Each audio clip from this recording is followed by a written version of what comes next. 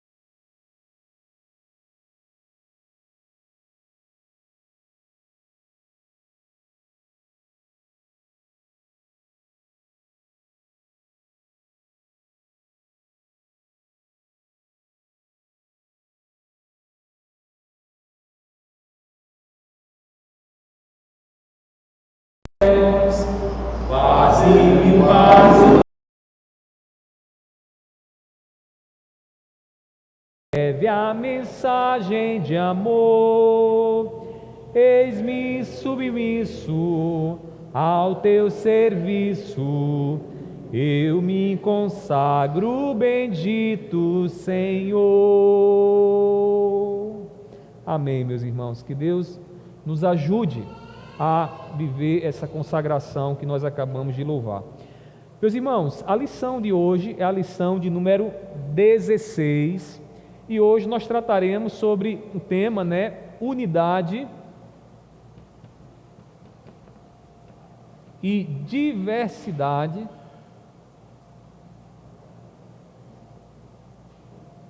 Eu vou botar um acréscimo aqui, tá bom? Na igreja. Então, nós iremos nessa noite estudar sobre como nós somos um único povo, e ao mesmo tempo somos tão diversos assim.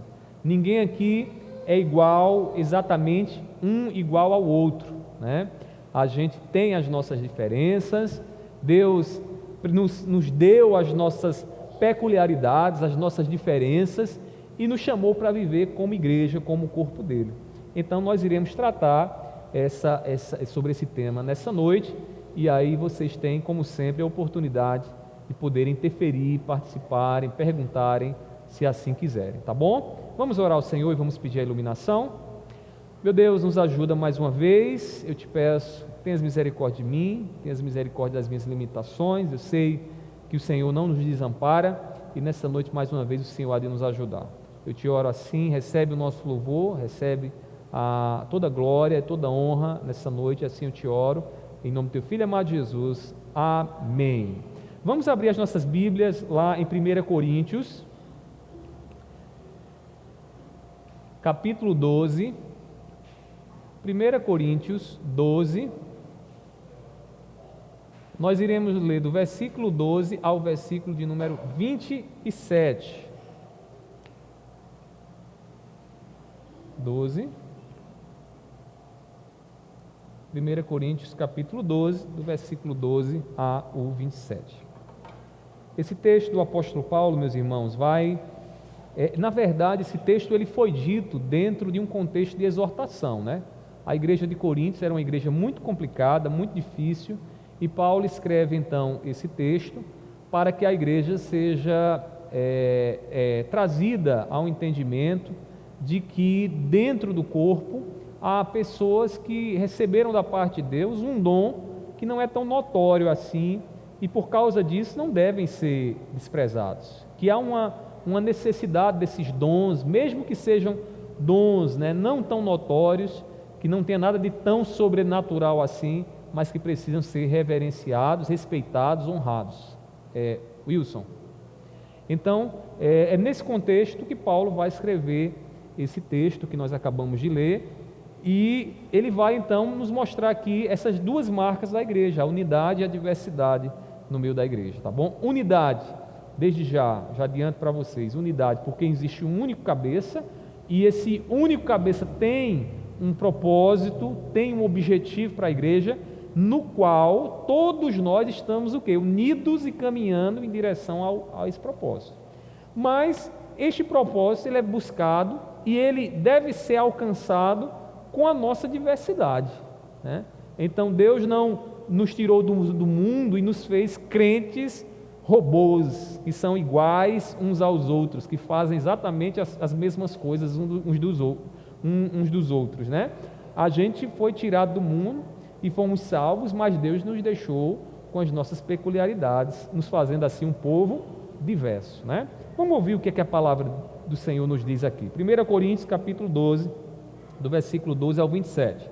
Acompanhe na sua Bíblia, diz assim: porque assim como o corpo é um e tem muitos membros, e todos os membros, mesmo sendo muitos, constituem um só corpo, assim também é com respeito a Cristo. Pois em um só Espírito, todos nós fomos batizados em um só corpo, quer judeus, quer gregos, quer escravos, quer livres, e a todos nós foi dado beber de um só Espírito, porque também o corpo não é um só membro, mas muitos.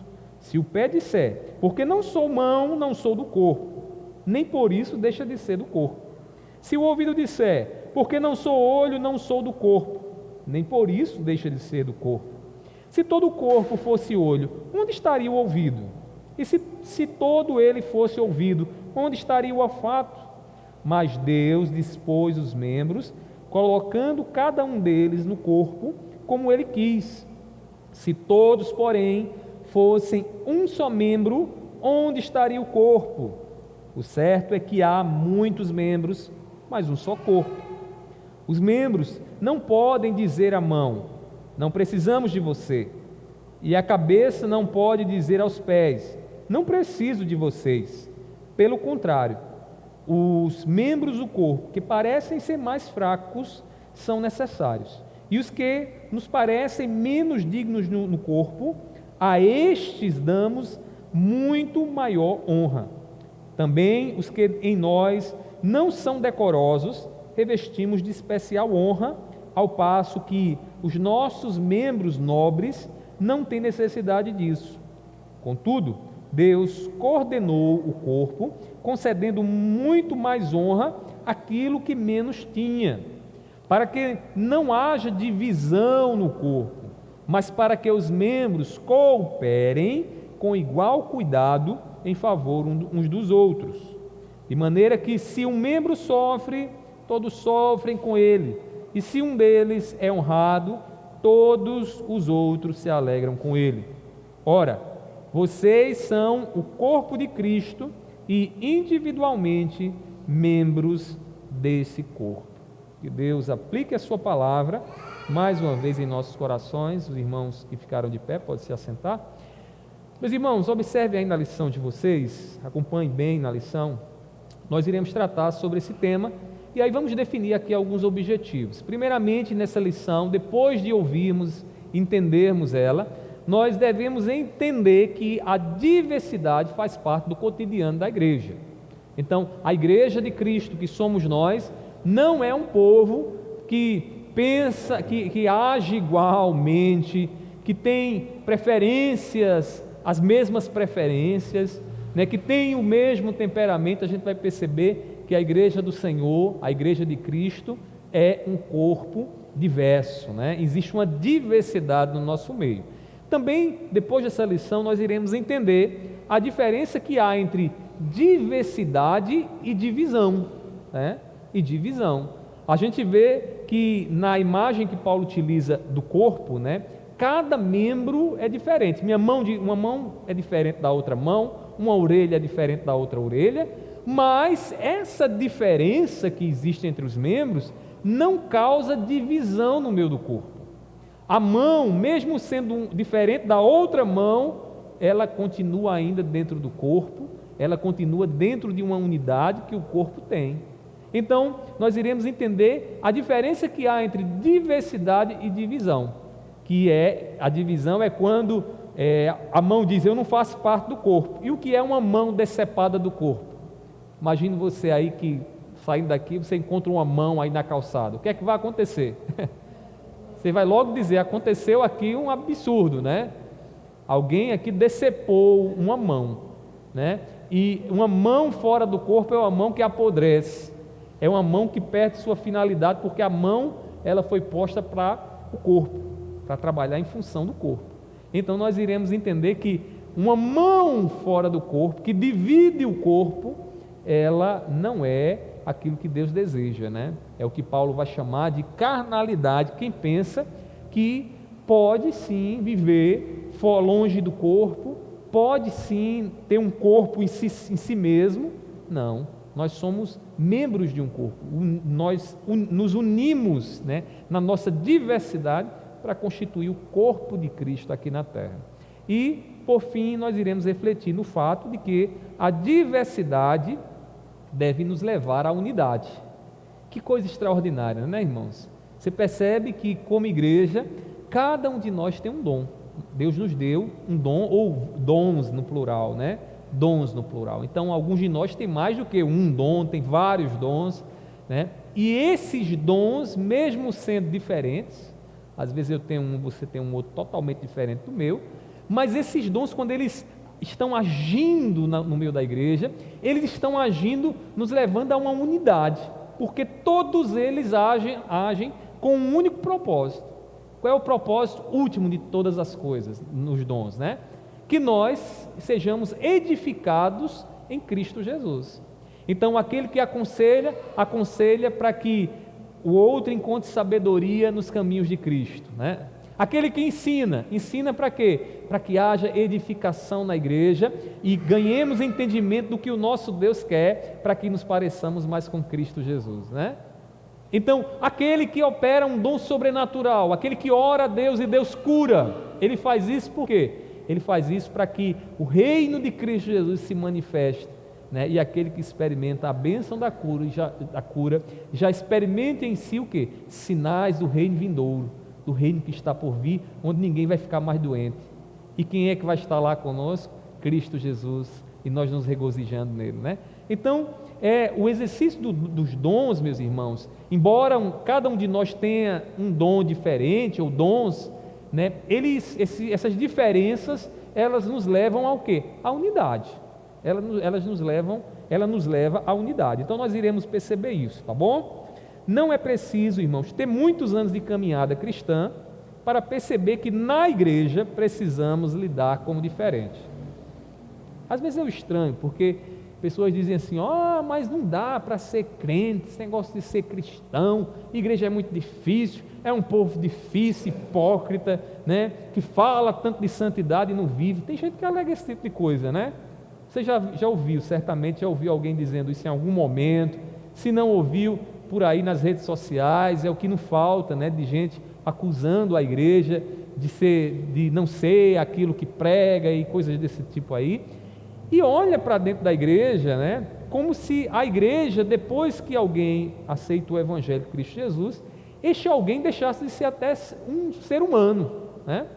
Porque todos nós, mesmo sendo cristãos, nós ainda continuamos pecadores, né? Inclusive eu mandei para vocês um texto essa semana, em que a gente refletia sobre o paradoxo do crente. Existe um paradoxo, duas coisas: como é que alguém pode ser justo e pecador, né? Mas somos justos e pecadores, justos em Cristo Jesus, não há mais condenação sobre nós, mas quando olhamos para o nosso coração e nossa vida, nós percebemos que ainda, né, temos uma inclinação ao pecado. E vez ou outra a gente está lá fazendo o que Deus não se agrada, vez ou outra a gente está ferindo o nosso irmão com palavras, vez ou outra a gente está desejando o que Deus não quer que a gente deseje, não é assim? Então a vida do crente, ela tem esse paradoxo, né? Ela vive esse paradoxo. O crente vive o paradoxo entre ser justo e ser santo. E o mundo acha que a gente deveria só ser santo, né? Perfeito. Isso não é verdade. Além disso, quando a conversão acontece, Deus ele não nos muda para que a gente fique exatamente do mesmo jeito. Quando Jesus me chamou, eu não gostava de sopa, e ainda hoje não gosto de sopa. Mas eu sei que alguns de vocês aqui, basta dizer, olha, tem uma sopa lá em casa, que já enche a boca de água, né? Denise já está dizendo ali, ai meu Deus, já enche a boca de água. Por que isso acontece? Porque Deus não mudou aquilo que Ele deu e que é seu, o seu gosto, seu temperamento, né? Seu temperamento, foi Deus que lhe deu. Então, quando a gente aceita Jesus, a mudança que acontece em nós é uma mudança de valores, de princípios, né? É uma nova visão que temos do mundo, mas aquilo que Deus nos deu como temperamento, gosto, vocações, habilidades, Deus deu a cada um de nós de forma diferente. E a gente precisa entender que dentro da igreja isso permanece como igreja do Senhor. Agora, detalhe, é fácil lidar com essas diferenças? De jeito nenhum, irmãos, de jeito nenhum. Não é fácil lidar com as nossas diferenças, e já é um milagre, viu? Vou dizer a vocês, porque no nosso meio nós temos aquela pessoa mais pacata, caladinha, mas também nós temos aquela pessoa explosiva, né? Basta tocar ali, pum, explode tudo, sai ferindo e dizendo que não deveria dizer. Então nós temos essas diferenças, e isso não é fácil de conviver. A gente precisa de muito amor e muita paciência para que de fato a gente experimente aí esse vínculo, essa cola espiritual que Deus nos dá para vivermos como corpo, unidos e juntos. Então, meus irmãos, a igreja tem essa diversidade, e conviver em igreja, em comunidade, não é algo fácil. Você que está me ouvindo talvez esteja concordando comigo ou não, mas eu vou lhe dizer uma coisa: às vezes, até dentro de casa, né, a gente percebe isso, como é difícil, né? Quando a gente tem um parente dentro de casa que nos apurrinha, que tira a nossa paz, que nos deixa perturbados, que nos fere com palavras, e a gente fica, né, a ponto de não viver. Na igreja também, como família, também não é muito diferente. Às vezes a gente escuta algumas coisas que machucam, e a gente fica entristecido, abatidos.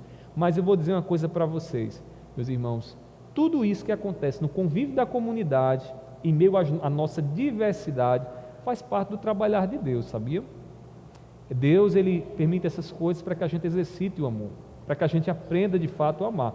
Não se esqueçam do que eu vou dizer agora a vocês: todos nós estamos dentro da escola de Deus, e na escola de Deus nós só avançamos quando nós passamos por experiência. Então Deus, Ele nos dá mais paciência, amor, alegria quando a gente é provado, quando a gente vence a prova, quando aquelas situações vêm até nós e nós superamos. Quando a gente supera, então a gente pode dizer: agora eu avancei um degrau na minha maturidade espiritual, agora eu estou mais próximo de Cristo Jesus. E a gente vai sendo trabalhado por Deus dessa forma. Então na escola de Deus não tem essa historinha de alguém dizer: olha, passa aqui, não precisa ser provado, não precisa fazer um teste, né? Não existe isso. Na escola de Deus, quer avançar, quer subir um degrau, encare a prova, suporte a prova, vença a prova, e você vai avançar, você vai crescer. Então, com Deus é assim. E nada melhor do que a comunidade, nada melhor do que essa diversidade de temperamentos que a gente tem no nosso meio, para a gente ser trabalhado por Deus e avançar, né? Eu acho tão bonito quando Deus às vezes permite situações e colocam vocês, e colocam a mim, coloca a mim também, em situações que nos deixam meio desajeitados, porque às vezes conviver com aquela pessoa não é fácil. Aí de repente a gente está lá na mesma mesa, participando da mesma atividade, às vezes a gente está repartindo e conversando e trocando ali ideias, porque o trabalho exige isso, porque a obra exige isso, Deus exige isso. Então isso é maravilhoso, né, meus irmãos? Então nós vamos agora entender um pouco mais essa questão dessa universidade de diversidade, e aí observem no ponto 1 da lição, né? Então aqui vamos começar entendendo o seguinte: diversidade faz parte da vida comunitária. A igreja do Senhor é uma igreja diversa. E o que é diversa? É um grupo formado de pessoas diferentes, né? Se você tem lá um conjunto de bolinhas, né, coloridas, é um conjunto diverso, porque cada bolinha tem uma cor, né? Então, no reino de Deus também é assim, na igreja do Senhor. É diversa porque dentro da igreja, Deus deu a cada um de nós temperamentos, uma vida diferente, gostos diferentes. E aí, quando nós olhamos para a Escritura, nesse texto que a gente acabou de ler aqui, nós encontramos a igreja de Corinto, que era uma igreja, irmãos, bem estabelecida em vários sentidos, uma igreja de grande destaque. A igreja de Corinto era uma capital da Caia, né? A capital da Caia. Lá em Corinto havia lá também a chamada um templo, um grande templo voltado à deusa Afrodite, que era uma deusa adorada pelos gregos. E um detalhe, diz os historiadores que Corinto era semelhante a Atenas dos filósofos gregos. Era um lugar onde muitas pessoas se reuniam ali para discutir ideias. Então, era um lugar onde o povo amava ouvir alguém falando e vendo se o que essa pessoa estava falando tinha sustentação, argumento, razão, né? Se a filosofia dessa pessoa era uma filosofia interessante. Meus irmãos, não é de admirar que em Corinto havia o que é chamado de uma Babel de línguas. Por quê? Porque muita gente afluía para aquela cidade a fim de discutir as ideias filosóficas e também participar, né, de todo aquele ajuntamento que havia ali naquela cidade. Meus irmãos, além desse fator histórico, nós precisamos também levar em consideração a costumeira estratégia do apóstolo Paulo. E qual era essa estratégia? Paulo, todas as vezes que ia pregar o evangelho, ele escolhia cidades que eram consideradas grandes cidades, de onde, uma vez que o evangelho fosse pregado, ele iria se expandir para o restante do mundo.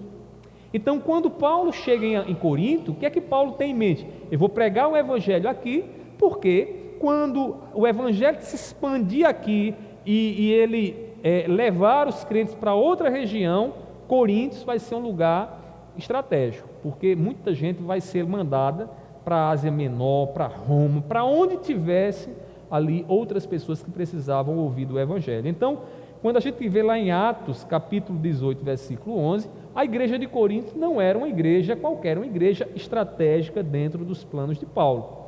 Tudo isso considerado, nós podemos então afirmar, meus irmãos, que a igreja fundada na cidade de Corinto sabia bem o que é conviver com diferentes, conviver com pessoas diferentes, conviver com pessoas que tinham traços de personalidades, que tinham dons da parte de Deus diferentes. Podemos imaginar, como diz aqui o autor da revista, né, essa igreja composta de judeus, gentios convertidos ao cristianismo, o que já representava uma diferença considerável na visão de mundo, na maneira de enxergar o mundo. Então, quem vinha do judaísmo tinha uma perspectiva, né, tinha toda uma herança, uma tradição judaica que ajudava eles enxergarem o mundo, enquanto os gentios que não conheciam a Torá, que não conheciam a Deus, tinham uma outra perspectiva, mais influenciada até pelos pagãos, pelos povos gregos, né? Então percebam que eram visões de mundo diferentes, e essas visões estavam onde? Dentro da igreja. Esse povo agora convertido a Cristo Jesus, conviviam, participavam das mesmas reuniões e detalhes. Será que isso acontecia de forma perfeita, totalmente harmônica? Não. A igreja de Corinto é uma igreja extremamente problemática, irmãos. Vocês devem lembrar daquela história, né? Eu sou de Paulo, outro diz eu sou de Apolo, né? Olha que coisa, né? Eles olhavam para determinados pregadores e observando os discursos desses homens, eles então diziam, não, eu tenho a minha preferência por ouvir Apolo, porque Apolo sabe discursar, olha a eloquência dele, a maneira como ele argumenta. Então, aquela igreja, irmãos, ela facilmente ela se inclinava a um partidarismo que dividia a igreja. Então, era uma igreja difícil, uma igreja que tinha muitas ações que não são ações dignas de um cristão, porque mostravam que eles não estavam entendendo a essência do que é ser comunidade e igreja do Senhor. Meus irmãos, a diversidade que havia naquela igreja lá em Coríntios não é muito diferente da diversidade que existe entre nós hoje, né? Talvez nossas igrejas não sejam tão miscigenadas, misturadas assim, como era na igreja de Coríntios, né? Todavia, quem bem conhece a natureza humana não pode subestimar o universo, né, que cada um de nós carrega. Alguém já disse, né, cada pessoa é um mundo, né? Não é assim? Cada pessoa tem lá a sua perspectiva, né? Ah, eu gosto disso, o outro eu não gosto. Ah, eu voto nesse, o outro eu não voto, não é assim que a gente se conta? E aí são divergências, são visões de mundo que estão aqui dentro da igreja. Não tem como a gente fugir disso, né? Cada um de nós, mesmo nascido na mesma cidade, às vezes, na mesma casa, é diferente. Na minha família, eu tenho 2 irmãos gêmeos, né? Michel e Charles, que inclusive o marido da Clécia. Que detalhe, Clécia também é gêmea, né? Ela também é gêmea, ou seja, é um gêmeo casado com outros gêmeos, né? E o que é interessante é que, mesmo sendo gêmeos univitelinos, se você vê a irmã de Clécia, quantas vezes eu não me confundo quando eu estou lá em Lucena? Às vezes eu não sei, meu Deus, eu não sei se é, se não é. Quem olha para os meus irmãos, já meus irmãos eu não consigo, eu não vejo tanta diferença assim não, tanta coisa igual, né? Eu acho eles muito diferentes assim, mas eu quando olho para a Clécia e a irmã dela, existe uma semelhança muito grande, né? Os gêmeos univitelinos que vieram, que cresceram ali, né, na barriga, dentro de um mesmo, como é que chama? De uma mesma placenta, né? Então, eles têm essa semelhança muito grande. Mas detalhe, irmãos, é só uma semelhança física.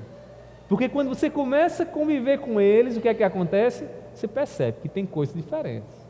Clécia gosta de uma coisa diferente da irmã dela, Michel também gosta de uma coisa diferente do irmão dele, né? Então, percebam, irmãos, se nós tivéssemos que dizer que alguém seria igual, seriam os gêmeos, mas não são. Imagine pessoas dentro da igreja, dentro da família, não somos iguais, né? Somos diferentes. E eu queria que você entendesse uma coisa, que essas diferenças entre nós, elas são bênçãos de Deus, são bênçãos de Deus, né? Deus, ele não errou. Deus não disse, eu vou botar um povo totalmente diferente. Não, na sabedoria de Deus, Ele colocou pessoas diferentes, para que a gente possa entender, né, o que Ele está fazendo, entender o corpo que Ele está formando. Meus irmãos, dentro da igreja, podemos dizer que existe uma centena de universos, né, de mundos aqui, porque cada um de nós tem uma perspectiva e um mundo, e isso é um fato. A igreja, de fato, ela tem toda essa diversidade, e essa diversidade é para a glória do Senhor. O que eu estou falando aqui deveria ser óbvio, né? Deveria ser óbvio, mas às vezes a gente encontra pessoas que acham que todo crente tem que ser exatamente igual, né? Exatamente igual. E tem mais aqueles que dizem assim, olha, se não for igual ao que eu penso, não vai para o céu. Né? Tem uns ainda que são mais ousados e dizem assim, mas se a irmã não usa uma saia de 60 centímetros, com 10 centímetros depois do joelho, aí complicou mais ainda a situação, não vai de jeito nenhum, vai ficar aqui, né? Vai experimentar outro lugar, que não é o céu. Então, às vezes esses padrões aí, meus irmãos, a gente tem que ter cuidado, Eu vou dar uma experiência aqui para vocês. Quando eu era jovem, Deus falou uma vez profundamente ao meu coração que eu não deveria usar bermuda. Eu não deveria usar bermuda. Meus irmãos, eu ouvi Deus falando aquilo ali comigo, entendi que era aquilo que Deus queria na minha vida e passei aproximadamente 5 anos da minha vida, usava bermuda em casa, quando eu não saía nem na calçada. Eu ficava constrangido de sair na calçada. Mas detalhe, eu nunca cheguei para os meus amigos e disse, olha, todo mundo deixa de usar bermuda. Porque eu entendi que aquilo ali era Deus falando comigo. Era uma questão minha e Deus. Né? Depois de um tempo, Deus trabalhou no meu coração e eu entendi, né, que já não deveria permanecer com aquilo ali. Aí você pergunta, por que Deus fez isso? Eu não sei. Um jovem de 17 anos, né, passar 5 anos, né, sem usar bermuda na rua, como é que isso é possível? Eu não sei dizer, só sei que era coisa minha e de Deus. E não sei qual era o propósito dele. Sei que eu fazia isso com muita paz no meu coração e me sentia, né, debaixo da benção de Deus. Depois passou, beleza, hoje eu não tenho problema, né? Se bem que eu não ando por aí de bermuda, né? Raramente vocês vão me ver de bermuda. Só quando a gente sai vai tomar banho de piscina, vamos para ali, para um lugar ou para outro mais descontraído, a gente está lá. Mas não é prática minha estar andando de bermuda. Mas isso é de menos. Eu estou dizendo isso para vocês entenderem o seguinte, meus irmãos, que há coisas que Deus trabalha na nossa vida que a gente não pode tratar como um padrão doutrinário para dizer que todo mundo tem que fazer aquilo ali. Porque é uma coisa minha e Deus. E eu tenho que entender que Deus está trabalhando na sua vida diferente da minha vida. E respeitar isso, porque nós somos um povo diverso, né? Cada um de nós tem a sua experiência com Deus. E a gente não pode querer tornar padrão aquilo que Deus não estabeleceu como padrão. Tá bom? Então, a igreja é diversa. E é importante dizer isso para que a gente não caia no engano de querer que todo mundo tem que se vestir como a gente se veste, né? Tem que gostar do que a gente gosta, né? Tem que experimentar o que a gente experimenta. Me chama para comer uma lasanha, mas me chama para comer uma sopa. Mas se você quiser que eu lhe faça uma companhia para ver você comendo uma sopa, eu vou.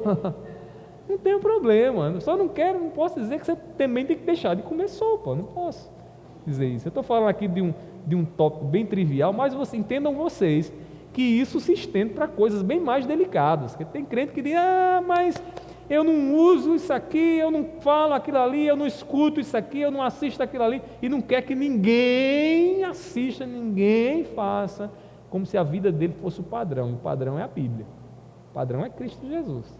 Então a gente tem que entender essa diversidade para a gente conviver bem, debaixo da bênção do Espírito Santo. Amém? Vocês já tiveram algum problema com isso? Não, né? Foi, né? 12. Amém. Estava em paz, não estava? Quando eu ouvi, eu disse, irmão, está de bermuda. Misericórdia. Vai pegar descendo de cabeça para baixo. Meus irmãos. Diga, Denise. Aham.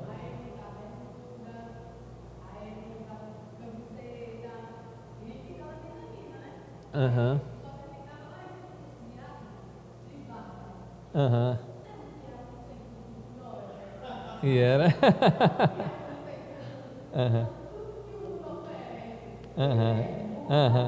Eita. Mas olha, deixa eu dizer uma coisa para vocês. A gente sabe, a gente está falando isso aqui com muita maturidade, irmãos. A gente sabe que há pessoas assim. Há irmãos nossos, inclusive aqui na igreja, assim. E quando eu cheguei aqui nessa igreja há 12 anos, né? Às vezes eu me perco nas contas, né, meus irmãos, um bom tempo aí já, não, 15 anos, né? Há uns 15 anos atrás, quando eu cheguei aqui nessa igreja, que eu fui trabalhar lá no Alto Mateus, eu lembro que tinha gente que tinha medo de passar embaixo de escada. Tinha gente supersticioso, a ponto de ver uma mudança, estar batendo 3 vezes na madeira, ou correndo para pegar um matinho verde, para ver se a bênção de Deus chegava na vida dele, na vida dela.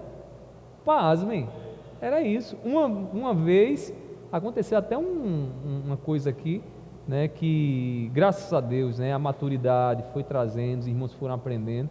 Mas uma vez eu fui ministrar a ceia em determinado lugar, e quando eu cheguei lá, a pessoa disse a mim assim: ah, pastor, o senhor veio trazer a hóstia, foi? Eu disse: eu acho que essa pessoa foi doutrinada na igreja católica, só sendo. E depois eu disse: não, minha irmã, não foi, eu vim trazer a ceia do Senhor, o pão e o vinho. E aí a gente teve que explicar. Eu estou dizendo isso aqui porque a gente percebe que nem todo mundo está no mesmo nível de entendimento, de maturidade. Tem gente que deixa de crescer por opção, prefere estar distante, longe daqui, desse momento, que é um momento para a gente estar ganhando entendimento, para viver para Deus, né? Prefere estar em casa, sei lá, assistindo, não sei nem o que é que passa esse horário, né? Mas está lá assistindo uma TV, está nas calçadas conversando, jogando conversa fora, e não cresce. E quando a pessoa não cresce, ela é cheia de coisinhas desse tipo. Se não tiver isso, vai para o inferno, né? Se não botar uma camiseta, se botou camiseta, já está no mundo, não está na igreja. E aí, detalhe, a gente precisa, com maturidade, olhar para esses nossos irmãos, entendendo a fraqueza deles, respeitá-los. Alguns a gente ensina, passa 10 anos ensinando e ele não muda de jeito nenhum. Era como o irmão Anísio, o finado Anísio. O irmão Anísio era uma bênção, foi uma bênção de Deus na minha vida. Irmão Anísio me ensinou, irmãos, a crescer em paciência. Eu chegava aqui, tinha um tema que toda doutrina ele discutia comigo, que era o seguinte: ele dizia: pastor, eu não sei como é que esse negócio de, olha, uma vez que a pessoa está em Cristo Jesus, não existe mais mal na vida dele. Ele tinha essa teoria, não sei de onde ele tirou. Ele dizia que uma vez que alguém estava em Cristo, não existia mais sobre ele consequência de pecado, não existia mais não. Então, na cabeça dele era o seguinte: se era um crente, nasceu de novo, se ele fez uma besteira de errado, não tem mais consequência não. Ou seja, ele fez aquilo de errado, e aquilo de errado que ele fez, mesmo sendo uma coisa perversa, isso não vai ser ruim. E eu dizia: meu irmão, não é assim. E eu dizia, insistia, mas ele não mudava. Então, tem gente, meus irmãos, que vão ser assim, vai passar um tempo, não vai mudar nada, e você tem que ter paciência. Então, não é que ele não vai para o céu, porque a salvação é por graça, né? Ele crê em Jesus, acredita em Jesus, não é uma roupa que leva para o céu, não é sei lá, o que você come, onde você está, que leva para o céu. Quem leva para o céu é Jesus. Então, se alguém crê em Jesus de todo o coração, meu irmão, ele está debaixo da graça de Deus, Deus vai levá-lo. Essas coisinhas aí que aparecem, é um crente mais fraco, que não pode comer isso, não pode tocar naquilo outro, se ele crê em Jesus de todo o coração, né, mesmo com a sua fé bem frágil, né, que tudo para ele é pecado, tudo para ele bota ele no inferno, né, ele crendo em Jesus, ele vai para o céu, né? É isso que a palavra do Senhor nos garante. Então, a gente tem que ter muito amor para com esses mais fracos, né? Para que a gente não venha julgar, dizer: mas vai para o inferno. Não tem nada a ver. É Jesus quem coloca no céu. Se creu em Jesus, se viveu para Jesus, confiou que aquela obra realizada na cruz foi a obra de nos livrar da condenação eterna, porque Jesus sofreu ali o castigo que era nosso, e Ele ressuscitou para nos dar esperança, para a gente viver eternamente com Ele. Então, a gente não tem que estar colocando essas coisinhas. E para a gente que eu acredito aqui, nós que estamos aqui, né, nos julgamos mais maduros, a gente tem que olhar com essas pessoas com muito amor e dizer: Senhor, me dá amor, Senhor, me ensina a tolerar, né, a olhar para essa pessoa, né, e muitas vezes ter que me calar ali para não gerar um problema maior, não gerar confusão na vida dele, na vida dela. Então, meus irmãos, a gente tem essa diversidade, e essa diversidade é bênção, é bênção. É bênção porque você vai ter que, mesmo sabendo que aquilo ali não tem nada de pecado, você vai ter que muitas vezes deixar até de fazer para que o outro seja abençoado, né? Para que o outro seja abençoado. Então a gente se priva de fazer algumas coisas. Por quê? Porque somos mais fortes.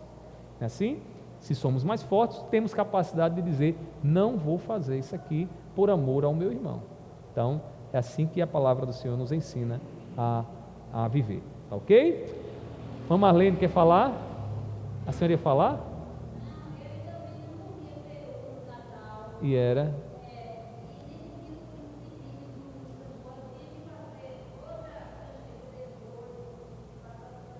E era, né? Pronto. E era, né? Pois é. Aí assim, louvado seja Deus pela vida de vocês, que o respeitaram nisso, né? Vocês conviveram, né? Conviveram, porque vejam só, como um pensamento diferente, mas assim, conviveram, estavam lá amando, né? Convivendo, estando juntos ali debaixo do mesmo teto por tanto tempo. Então assim, bênção de Deus.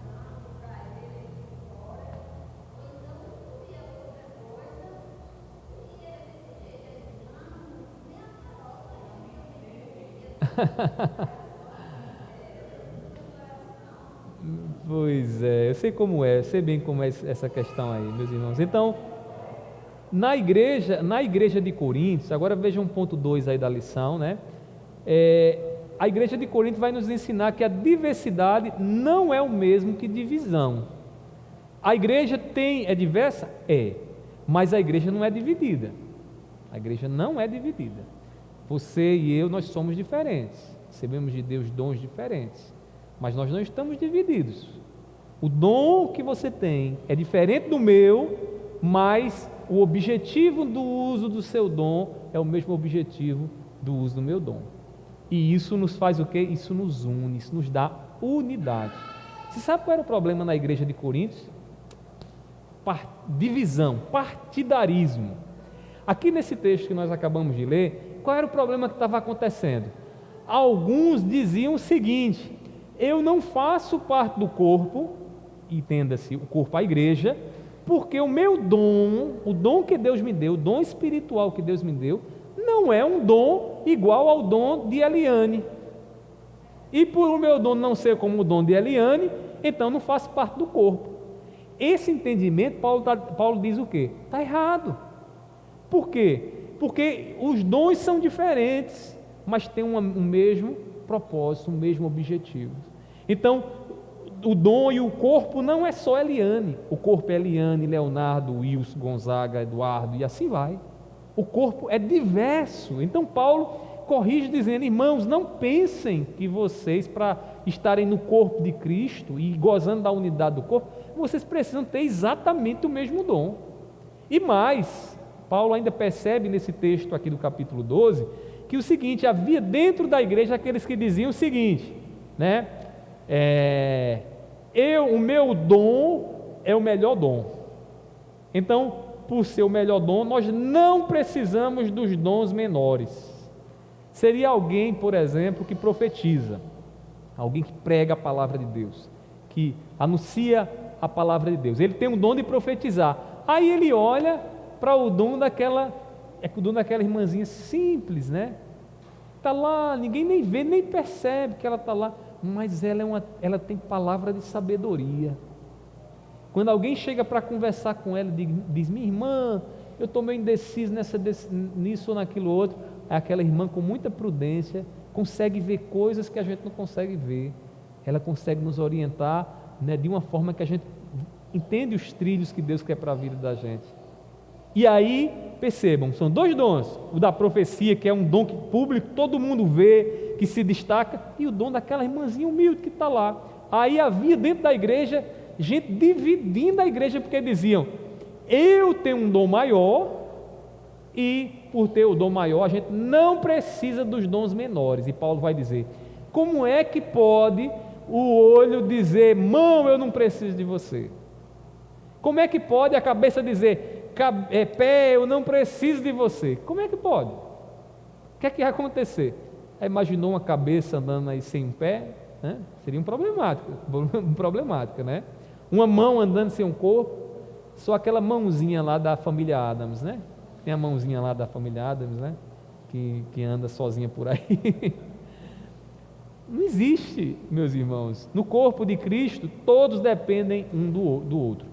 Paulo fala desses dois problemas, e aí o que é que acontece? Esses dois problemas estavam dividindo a igreja.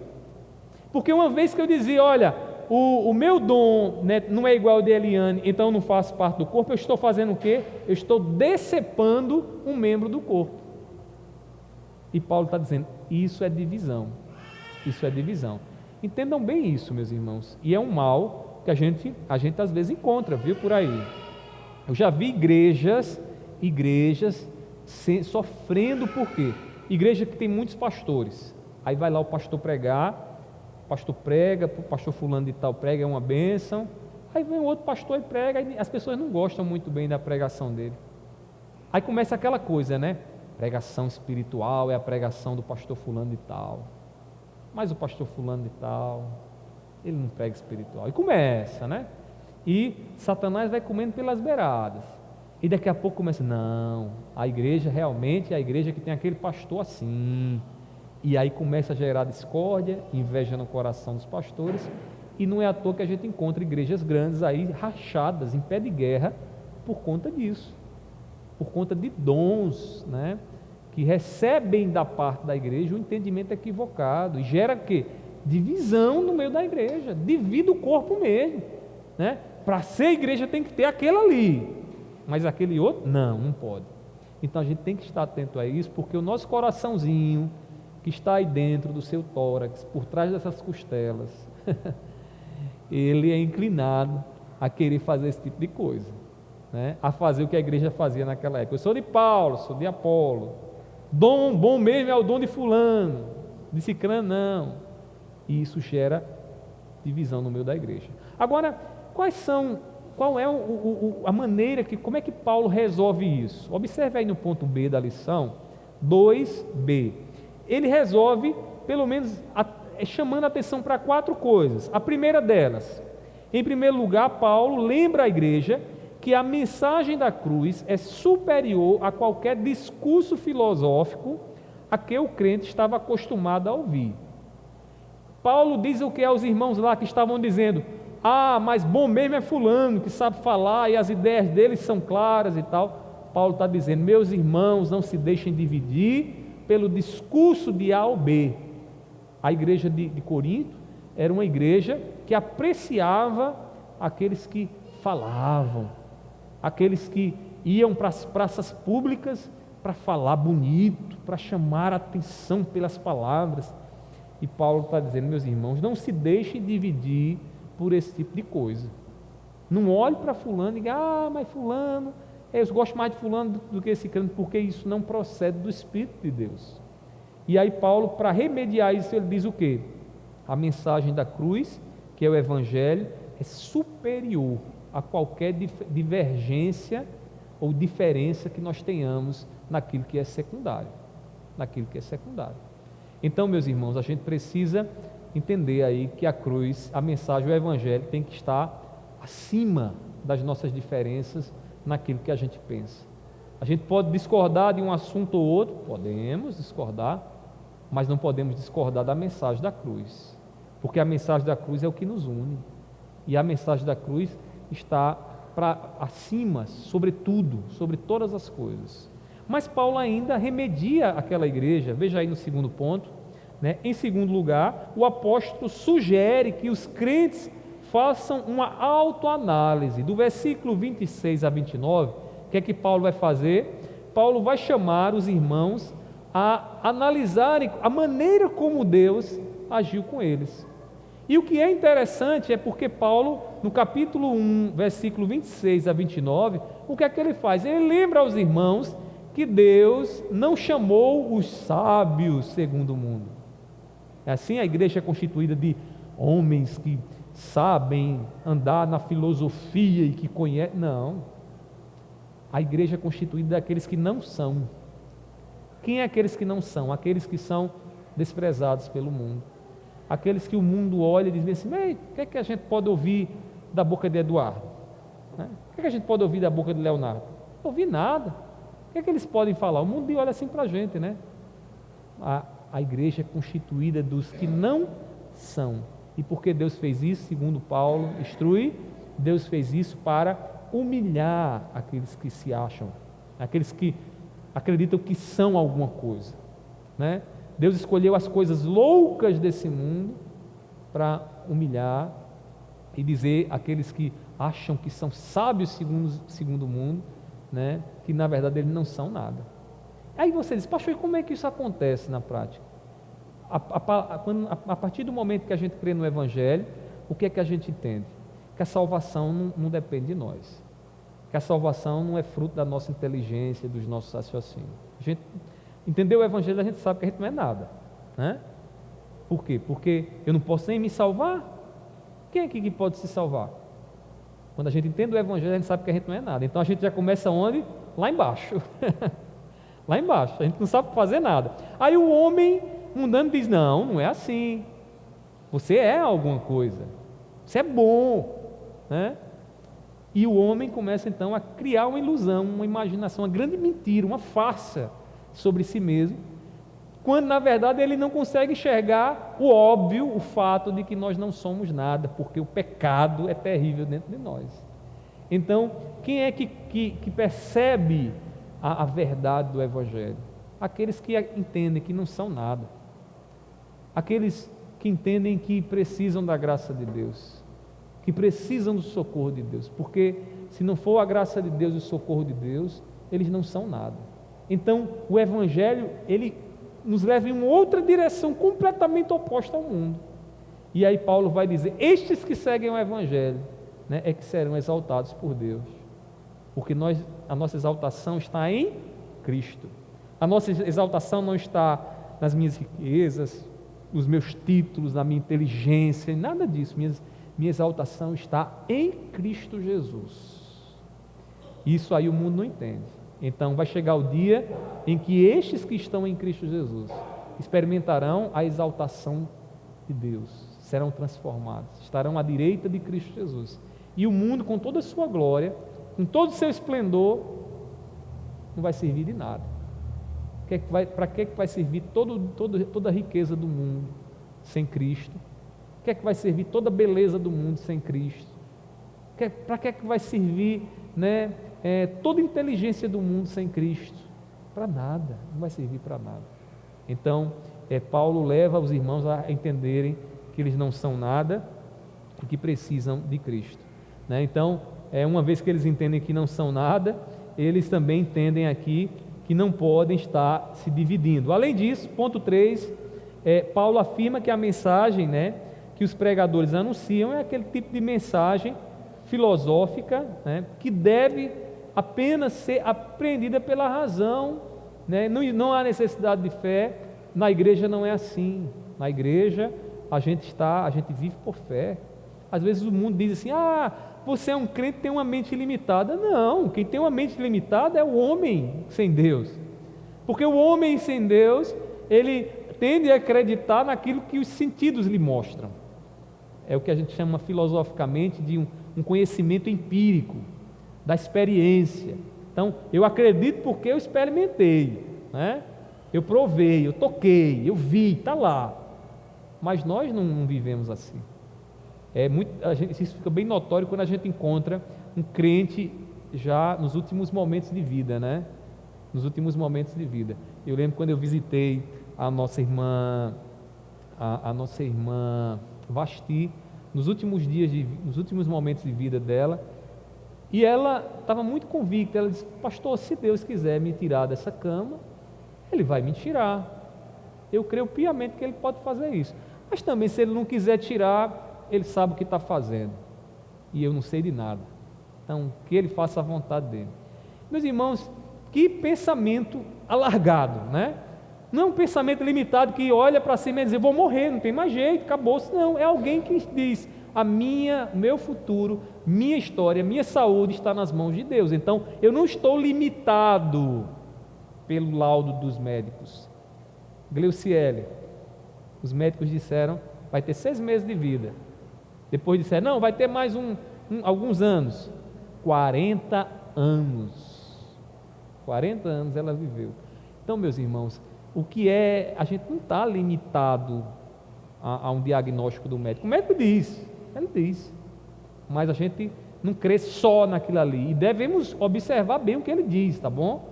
Mas a gente sabe que o nosso Deus, Ele pode fazer coisas que estão para além da medicina, para além da razão. Então, nós não estamos limitados pela razão, e por conta disso a gente não está apreciando a razão de alguns intelectuais, a gente está apreciando a mensagem do Evangelho. Por isso a igreja não pode se dividir por argumentos racionais, né? de homens. A gente precisa estar focado no Evangelho, né? Porque é o Evangelho que nos une, é o vínculo, né? É o vínculo que nos une. E aí Paulo ainda fala em quarto lugar, que uma vez que o crente, ele tem essa tendência de querer dividir, ele está na carnalidade, ele não está no Espírito não, ele está na carne. E aí é interessante porque no capítulo 3, versículo 1 a 4, depois vocês vão ler em casa, se já não leram, né? Vocês vão perceber que lá Paulo está falando dos crentes carnais. O que são os crentes carnais? Crentes que agem, né, com uma mentalidade que não é própria de uma mentalidade cristã, a mentalidade mundana, da carne. E Paulo repreende por quê? Porque quem vive na igreja buscando divisão, dividir a igreja, a igreja é aquela ali, a igreja não é aquela ali, ele está agindo com uma mentalidade que não é uma mentalidade do Espírito. É por isso que quando você ouvir alguém com esse tipo de coisa, né, que não é difícil de ouvir, repreenda, meu irmão. Você está agindo na carne, isso não é uma mentalidade de Cristo, isso não é isso que a palavra ensina. E não tema em repreender, porque você está fazendo um bem, embora a repreensão no momento ninguém goste, né? Mas depois a gente vê, como Deus nos diz, gera frutos de justiça e de santidade, né? Então a gente precisa repreender. Tem sempre aquele, né, que gosta de uma divisão, gosta de rachar, eu sou de Paulo, eu sou de Apolo, e a gente tem que estar atento a esse tipo de coisa. Então, meus irmãos, aqui Paulo nos dá as orientações. E aí, caminhando para o final da nossa lição, no capítulo 3, então, o que é que o autor vai nos mostrar? A unidade que deve levar, então, ou melhor, a diversidade que deve nos levar à unidade. Detalhe aqui, ele vai enfatizar dois aspectos. O primeiro deles está no ponto A aí, a unidade como esforço humano. Então, para que haja unidade na igreja, o que é necessário? A disposição de se esforçar para que isso aconteça. Eu acho que diante de tudo que a gente já falou aqui, é inevitável que a gente não queira, não deseje isso como crentes. A gente quer que a igreja esteja unida, que a igreja esteja junta. E para que isso aconteça, é necessário que haja esforço da nossa parte. Esforço. É bonita a igreja unida? É.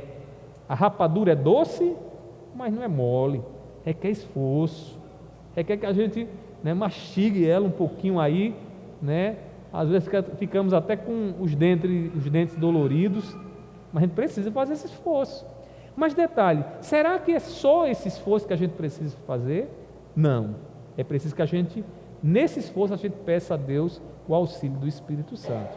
Eu queria que vocês notassem aí alguns versículos que o autor coloca aqui no capítulo, na terceira parte aqui, lá no finalzinho ele enumera alguns textos. Eu queria ler com vocês. Diz assim, ora, o Deus da paciência e da consolação lhes conceda o mesmo modo de pensar de uns para com os outros, segundo Cristo Jesus, para que vocês unânimes e a uma só voz glorifiquem a Deus e Pai de nosso Senhor Jesus Cristo. O que é que ele está pedindo aqui? O mesmo modo de pensar, ou seja, o Evangelho nos guie a o mesmo modo de pensar, agir, né, como Cristo agiria.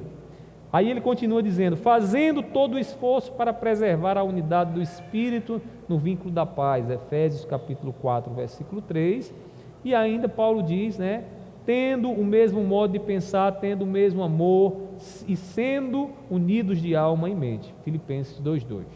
E aí, para a gente ir terminar essa parte aqui, ele fala também da unidade como obra do Espírito, ou seja, não só é uma questão de esforço, tem que pedir ao Espírito Santo que nos ajude. E o Espírito Santo é ele quem se encarrega em dar à igreja as condições para que de fato essa unidade aconteça. Então a gente clama ao Espírito e a gente pede ao Espírito tudo que o Espírito está pronto a nos dar. O quê?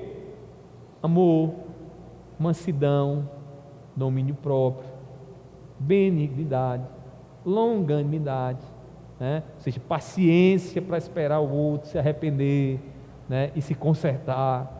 Quem é que dá isso? O Espírito Santo. Sem isso, meus irmãos, é difícil. É difícil. Vai acontecer aquilo que muitas vezes a gente vê por aí, né? Gente que diz assim, ele me feriu, ela fez isso, ele fez aquilo, mas ela vá lá para trás, que eu vou sentar aqui na frente. A gente se perdoou, a gente só não quer mais conviver, né? Já ouviram isso? A gente se perdoa, mas a gente não quer conviver. Como é que pode, meus irmãos? Como é que o Espírito está numa coisa dessa, né? Será que Deus diz para mim e você, olha, eu lhe perdoei, mas eu vou lá para o céu, você fica aí? Deus não fez assim, né? Ele diz, estarei convosco todos os dias até a consumação dos séculos. Então a gente precisa refletir bem aí no que Deus nos ensina, meus irmãos, para que a unidade permaneça. E eu estenderia um pouco mais. Isso muitas vezes é demandado de nós também em casa, viu? Nos nossos relacionamentos, a gente precisa pedir a Deus a sabedoria para a gente viver isso, o que Ele nos ensina, para que a gente não venha ser guiado segundo as nossas paixões e o nosso coração, que é enganoso, né? Muito enganoso o nosso coração. Então, tanto o esforço humano como a obra do Espírito precisam estar juntos para que a unidade aconteça. E finalmente, na parte 4, a diversidade deve nos levar à complementaridade. Vocês já brincaram de quebra-cabeça? Já ou não? Já montaram algum quebra-cabeça na vida de vocês? É bom, né?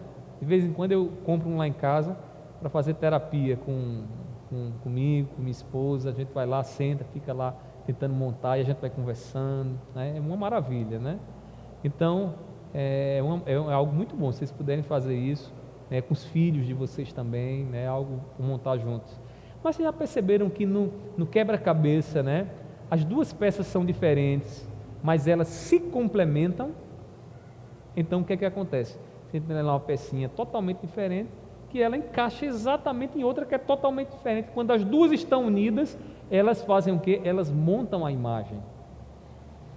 Isso é o que a gente chama de complementaridade. É quando a gente se complementa. É como homem e mulher. O homem tem traços, a mulher tem outros traços. O homem é mais forte, né? Isso aí já é comprovado. A mulher é mais frágil.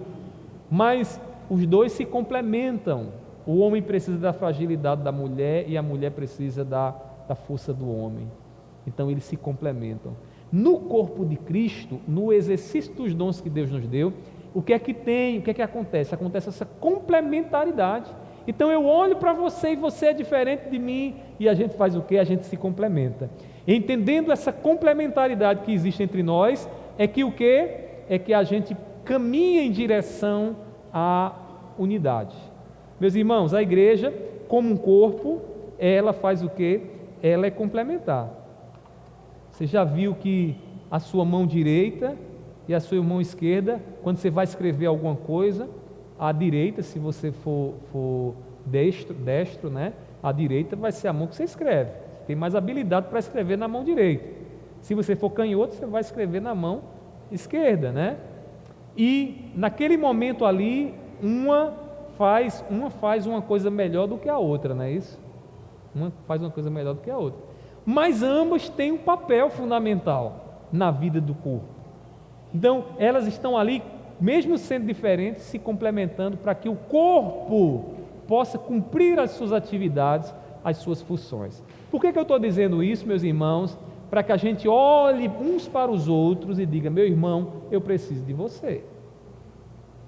Você não pode achar que você em casa, parado aí, vai ter o mesmo papel, vai ter o mesmo efeito de você estar aqui comigo, conversando, me orientando, né, me provando, me testando.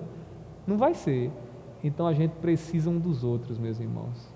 E a unidade só vai acontecer conforme Deus quer, quando a gente estiver nesse convívio, nessas nossas diferenças, como igreja do Senhor. O corpo como símbolo de interdependência, não é mesmo? O corpo é tão diferente. Você já passou uma situação assim de repente um membro seu deixa de funcionar por algum tempo? Esses dias eu estava em casa e me deu uma crise de tendinite no braço direito, irmãos. Eu fiquei sem conseguir movimentar. O máximo que eu conseguia fazer era isso aqui, ó. Deu uma crise de tendinite em mim. Meus irmãos, pense num negócio ruim, vestir uma calça numa crise de tendinite. E eu tentava botar e Mirella tinha que vir me ajudar, né? Então por quê? Porque eu não conseguia esticar o braço, né? E aí eu percebi o quê? Eu percebi como é importante quando os dois estão funcionando bem, que a gente nem sequer pensa nisso, né? Mas quando os dois estão funcionando bem, é uma maravilha. A gente vai lá rapidinho, a gente pega a roupa, bota a camisa, né? Vai tomar um banho, toma bem rapidinho, mas quando não está, fica com dificuldade, né? O que é isso? Interdependência. A gente depende, cada membro depende do outro. Na igreja é diferente? Não é. Tem dons que eu não consigo fazer e que você consegue fazer muito bem. E que esse dom não pode estar parado. Se ele estiver parado, o que é que vai acontecer? A mesma coisa de eu tentar vestir uma calça sozinho. Sozinho não, sem um dos braços, né? Eu posso até tentar fazer, mas não será a mesma coisa dos dois braços sendo utilizados. Então, deixa eu concluir aqui com uma coisa. Você tem um dom da parte de Deus. Um dom que não é talvez o mesmo dom que eu tenho, ou que um outro irmão tem. Talvez você seja o único que tenha esse dom aqui entre nós. Mas saiba de uma coisa, esse dom ele precisa ser exercitado. Essa diversidade faz parte do que Deus tem para a tua vida e para a minha vida. E a gente, para ser bênção na igreja dele, no meio do corpo, no meio da comunidade, a gente precisa exercitar esses dons. Então que Deus nos ajude, meus irmãos, a viver essa complementaridade, essa interdependência uns dos outros, afastando de nós toda divisão, para que Deus seja glorificado através da nossa vida, da nossa vivência, da nossa comunidade. Que Deus seja glorificado e nos ajude para isso em nome de Jesus. Amém? Os irmãos têm alguma pergunta sobre a lição, sobre o que foi falado aqui? Mônica quer falar? Não? Amém? Gonzaga quer falar? Não? Vamos ficar de pé? Vamos orar. Amanhã, meus irmãos, estaremos aqui celebrando o nosso Deus. Quero lembrar que amanhã nós estaremos também tendo uma homenagem especial para os oficiais aqui da igreja. Amanhã a gente vai comemorar o dia do oficial congregacional. É interessante que esse negócio de dia de oficial, dia de pastor, dia de todo mundo, porque toda denominação tem o seu dia, né? Aí, eu acho que no ano eu recebo pelo menos uns 5 dias de pastor diferentes. Pastor, parabéns! Mas é o dia do pastor da Assembleia de Deus, né? O dia do pastor reformado, dia do pastor presbiteriano, dia do pastor... E aí, tinha aquela coisa. Nós, congregacionais, nós temos o nosso dia. Então, essa semana agora, quarta-feira, era o dia, e aí nós decidimos deixar agora para o domingo. Vamos ter aqui um momento de oração para nos alegrar e celebrar a Deus pelos oficiais aqui da nossa igreja, em nome de Jesus. Vamos orar? Meu Pai, nós te agradecemos, Senhor, pela maneira como o Senhor não nos ensina, como o Senhor não nos deixa, Senhor, órfãos, diante, Pai, da nossa ignorância. O Senhor nos ensina, nos instrui na Tua Palavra, e nós pedimos que aquilo que nós ouvimos nessa noite, Senhor, seja vivenciado por nós, que essa igreja seja, Deus, todos os dias, fortalecida na sua diversidade, na sua unidade, que nós venhamos, Deus, exercitar o dom que recebemos do Senhor, para que o Teu nome seja glorificado em cada ação, em cada ato que realizamos aqui, de uns para com os outros. Abençoa o Teu povo, que nessa noite, mais uma vez, o Senhor dê uma noite de descanso, uma noite de restauração a todos nós, e que amanhã, no dia do Senhor, possamos estar todos aqui para celebrar e adorar o Teu nome como o Senhor merece. Recebe assim o nosso louvor e leva-nos agora para os nossos lares em segurança, dando-nos uma noite de paz. Assim eu te oro, te peço e te agradeço em nome do Teu Filho amado Jesus. Amém. Deus abençoe a todos os irmãos. Amanhã estaremos aqui em nome de Jesus. Tchau, tchau, meus irmãos.